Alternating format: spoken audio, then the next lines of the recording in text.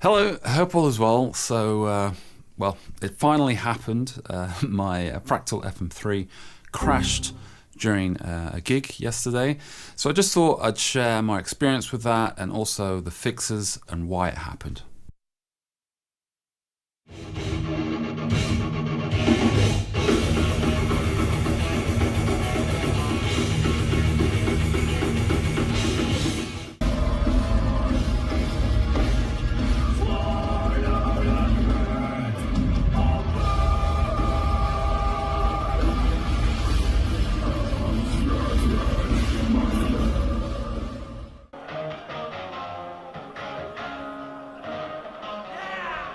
While it might have been flawless during rehearsal, like we did 2 rehearsals, this problem didn't occur. Of course it won't. It will wait until you're on stage in front of, 100 people, and then it will rear its head and say, okay, nah, not today.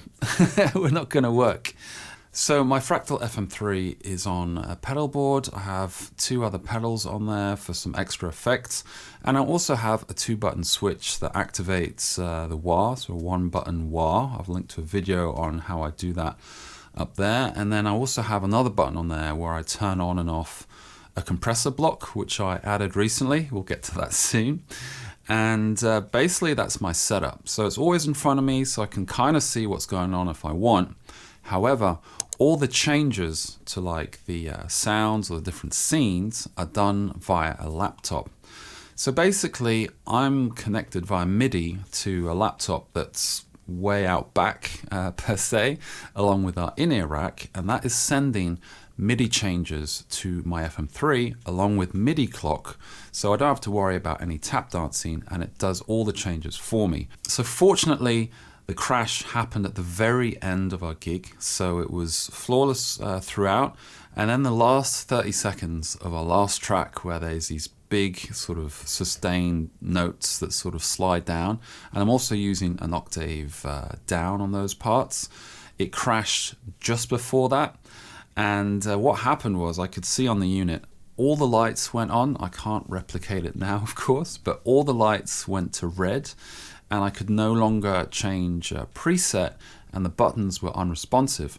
However, it was still giving out signal. So when I played and I noticed that it crashed, I had this distorted DI sound. So basically my guitar that was still going through the unit was passed through almost, and then it was overloading the signal in our mixer, because suddenly it was this sort of clean DI, and it just didn't sound right at all. And the thing was, I didn't panic. I realized, okay, I'm just getting clean DI that's coming out now.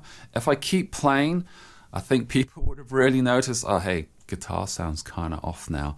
But I immediately saw, okay, this isn't going to work. So I stopped playing, tried to mess around with the unit. I could see that it was basically frozen, and then had to turn it off and turn it on again.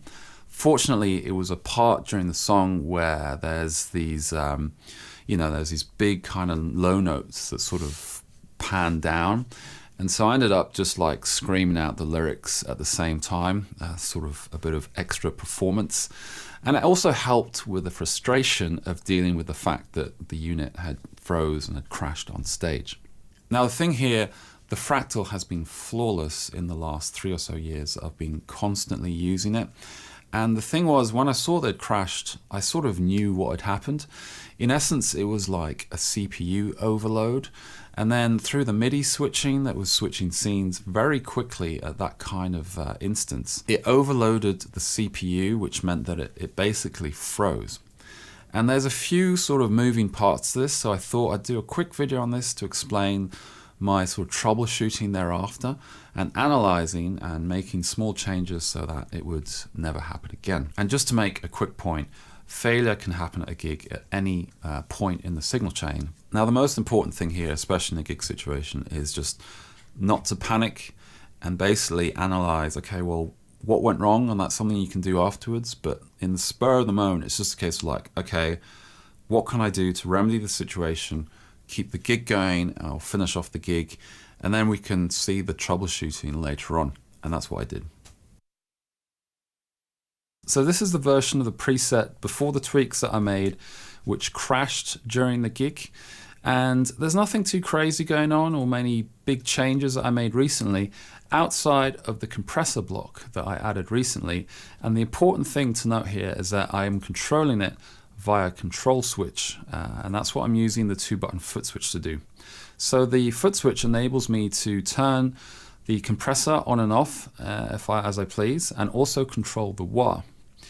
And that's where it kind of got me thinking, it must be something to do with the fact that, I've added the compressor, it's using a control switch, and maybe there's something going on there. So admittedly, I do have enough headroom here, I think. We're around the 77, bit more than that percent mark.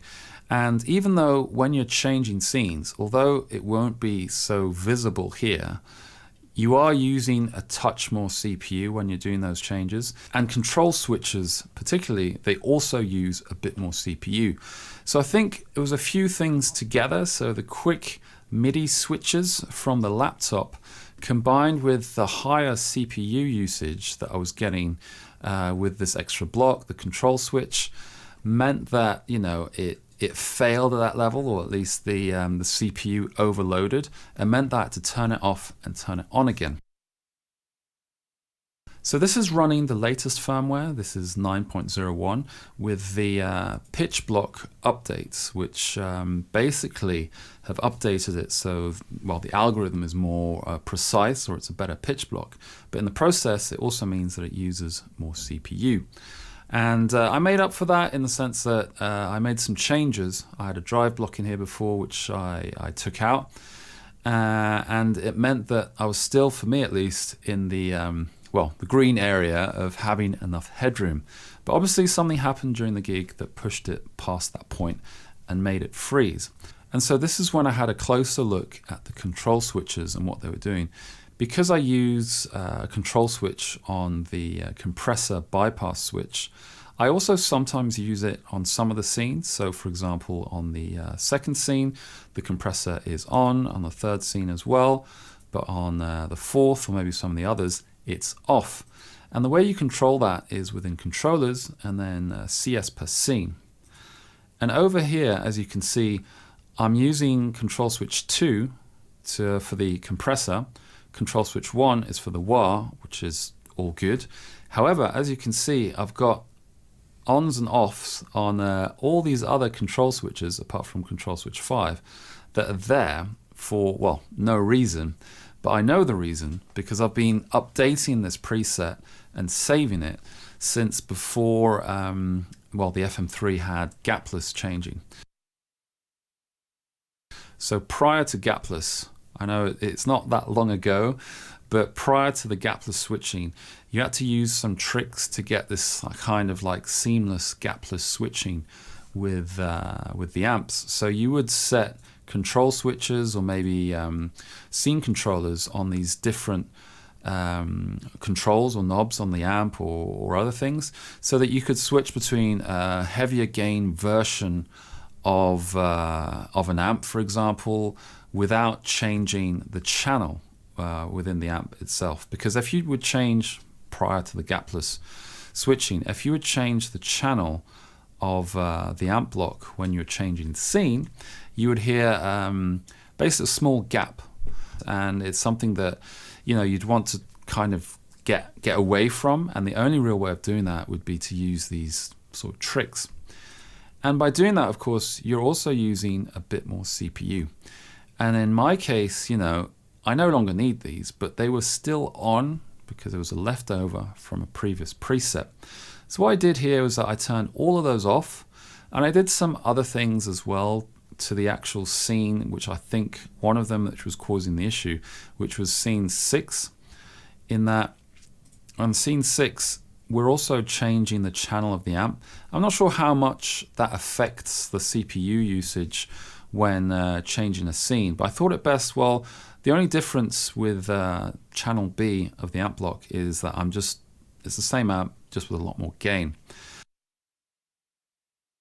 And so in the updated preset within controllers, I've turned all of the other ones off and only kept it on for the compressor block, which I am actually using. And then after that, also in scene 6, I made it so it doesn't change the channel of the amp. So it stays on the same channel. So these are minor things, but I think they probably add up. And as you can see, I'm hovering around the same percent as the older preset with all those control switches. However, these are things that you wouldn't notice when looking at the usage of the CPU. However, when you're changing between scenes, that's when it will use more CPU without you realizing it. And it might be a placebo effect, but I have the impression because I turned all of those off, it seems more responsive, sort of changing through the scenes using FM3 edit. But again, that might just be a placebo effect.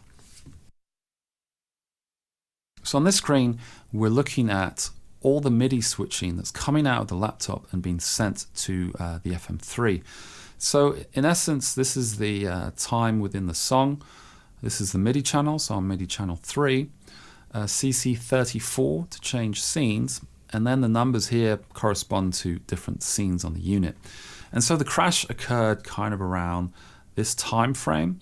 So when those MIDI signals were being sent in and it was saying it to like change scenes relatively quickly, that's when the unit actually crashed. And while this might have played a part, I think the main thing was simply all those extra control switches that were still active, along with the increased CPU that was that's been in play for since 9.01.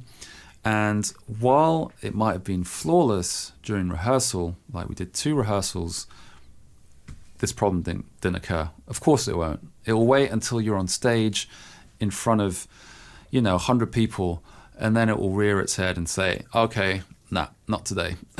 We're not going to work. And yeah, I mean, I laughed it off. It was very annoying, but I was like, yeah, I know what happened.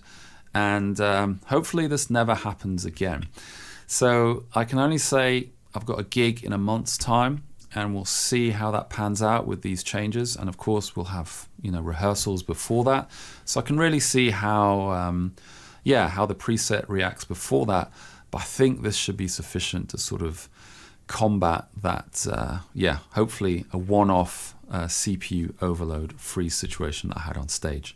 In any case, I hope that was useful, and I hope something like this never happens to you.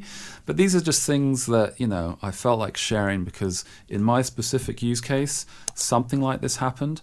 And maybe it's something to bear in mind when you're putting something together, or maybe you have an older preset, and by that I mean something like this, where you might have leftovers from previous presets that are still inbuilt in something that you're building at the moment. And then bear in mind, of course, to always have sufficient CPU headroom in your presets to avoid any problems such as this one. So thanks a lot for watching, and I hope to see you in the next video. Take care.